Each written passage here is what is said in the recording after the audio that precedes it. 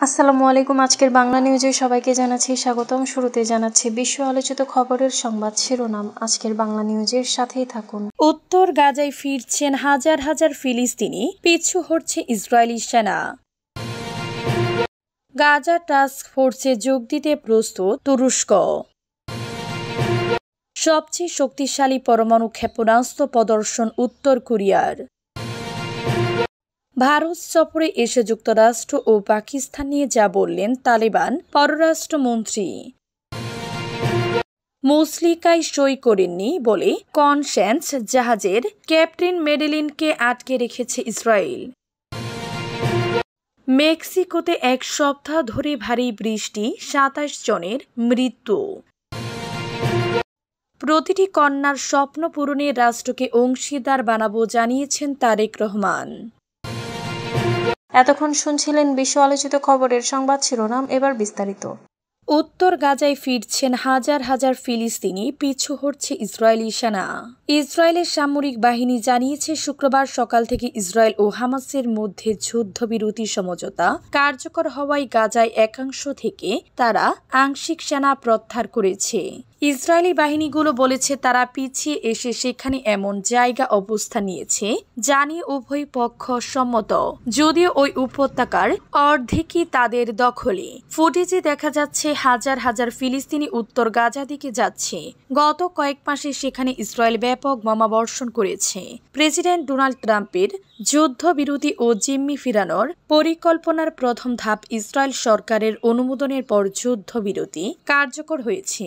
পরবর্তী ধাপগুলো নিয়ে এখনো আলোচনা চলছে।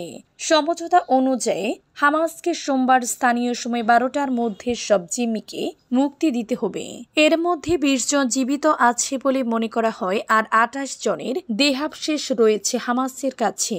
ইসরায়েলকেও সেখানকার কারাগারগুলিতে যাবজ্জীবন কারাদণ্ড ভোগ করছেন এমন ২৫০ ফিলিস্তিনি বন্দীকে মুক্তি দিতে হবে।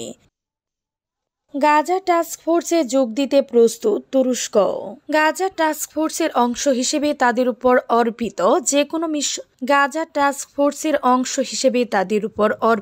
যে কোনো মিশন গ্রহণ করতে তাদের সশস্ত্র বাহিনী প্রস্তুত রয়েছে বলে জানিয়েছে তুরস্কের জাতীয় প্রতিরক্ষা মন্ত্রণালয়।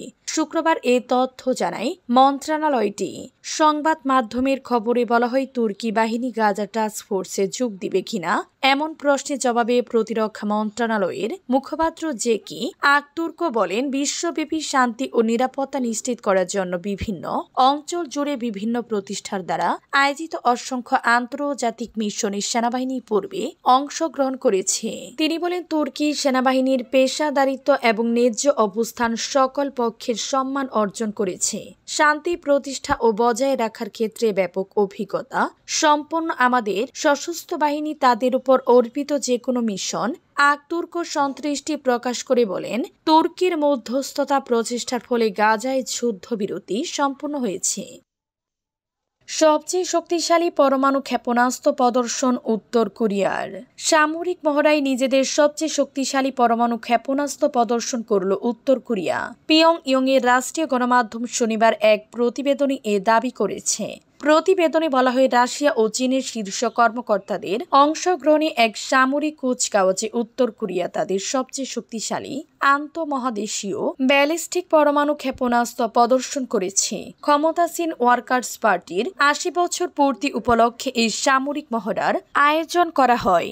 ইউক্রেন যুদ্ধে রাশিয়াকে পূর্ণ সমর্থন দিয়ে যাচ্ছেন উত্তর কোরিয়ার সর্বোচ্চ নেতা কিম জং উন। তিনি রুশ বাহিনীর সঙ্গে যুদ্ধের জন্য উত্তর কোরিয়ার হাজার হাজার সৈন্য পাঠানোর পর রাশিয়ার কাছ থেকে অভাবনীয় সমর্থন পেয়েছেন।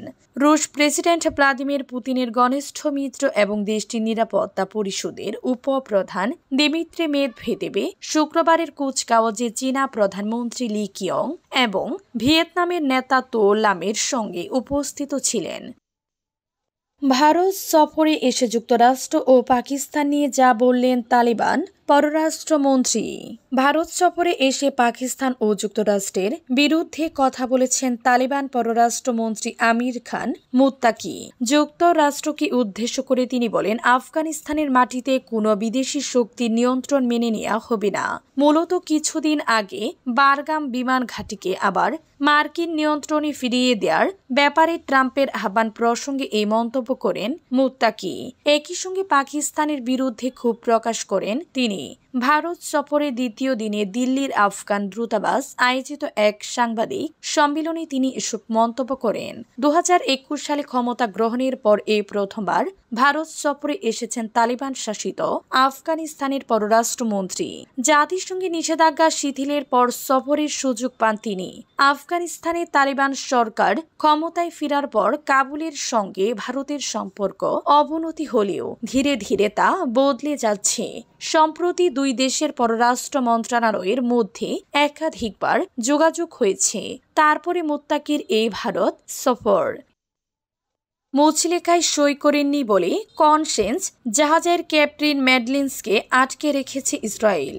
ইসরায়েলি বাহিনীর হাতে আটক জাহাজ কনসেন্সের ক্যাপ্টেন ম্যাডনিল হাবিবকে মুক্তি দেয়া হয়নি। মুচলিকায় স্বাক্ষর না করায় তাকে ইসরায়েলের কেংজিয়েত কারাগারে অনির্দিষ্টকালের জন্য বন্দী করে রাখা হয়েছে। ইসরায়েলের অবরুদ্ধ ভাঙতে সমুদ্র পথে গাজা অভিমুখে রওনা হওয়া দ্বিতীয় নৌবহর ফ্রিডম ফ্লোটিলা কোয়ালিশন এর অংশ ছিল কনসেন্স। এটি ছিল বহরের সবচেয়ে বড় জাহাজ। আলোকচিত্রী শহীদুল আলম এই জাহাজেই ছিলেন। ইসরায়েল থেকে মুক্তি পাওয়ার পর তুরস্ক হয়ে তিনি আজ শনিবার ভোরে বাংলাদেশে পৌঁছেছেন। গতকাল শুক্রবার দ্য গার্ডিয়ানের খবরে বলা হয়, মুচলিকায় সই করা না পর্যন্ত মেরিলিন হাবিবকে মুক্তি দিবে না ইসরায়েল। গাজার উপর ইসরায়েলের আরোপ করা অবরোধ অবৈধভাবে ভাঙার চেষ্টা করেছেন অভিযোগ তুলে আজ অক্টোবর বুধবার ইসরায়েলি বাহিনী কনসেন্স জাহাজটি আটক করে জাহাজের আরোহীদের বন্দী করে কেংজিয়েত কারাগারে নিয়ে যাওয়া হয়। মেক্সিকোতে এক সপ্তাহ ধরে ভারী বৃষ্টি, 27 জনের মৃত্যু। মেক্সিকোতে এক সপ্তাহ ধরে চলা ভারী বৃষ্টিপাতে অন্তত 27 জনের মৃত্যু হয়েছে। শুক্রবার দেশটির বিভিন্ন অঙ্গরাজ্যের স্থানীয় কর্তৃপক্ষ এই তথ্য জানিয়েছে। মেক্সিকোর বেসামরিক প্রতিরক্ষা বিভাগ জানিয়েছে দেশটির 32টি রাজ্যের 31টিতে ভারী বৃষ্টিপাত হয়েছে। এর মধ্যে সবচেয়ে ক্ষতিগ্রস্ত অঞ্চলগুলো হল পূর্বাঞ্চলের ভেরাক্রুজ, মধ্য অঞ্চলের কেরিতারো ও হিদালগো এবং উত্তর কেন্দ্রীয় রাজ্য সান লুইস পুতসি। হিদালগো রাজ্যে সবচেয়ে বেশি মৃত্যুর খবর পাওয়া গেছে। সেখানে 16 জনের মৃত্যু হয়েছে এবং অন্তত 1000 ঘরবাড়ি ক্ষতিগ্রস্ত হয়েছে। পুয়েবলা রাজ্যে আরো 5 জনের মৃত্যু হয়েছে এবং সেখানে 11 জন নিখোঁজ রয়েছেন। এছাড়া বেরাক্রুজে এক শিশুর, কেরিতারোতে এক পুলিশ কর্মকর্তার মৃত্যুর খবর পাওয়া গেছে। প্রতিটি কন্যার স্বপ্ন পূরণে রাষ্ট্রকে অংশীদার বানাবো জানিয়েছেন তারেক রহমান।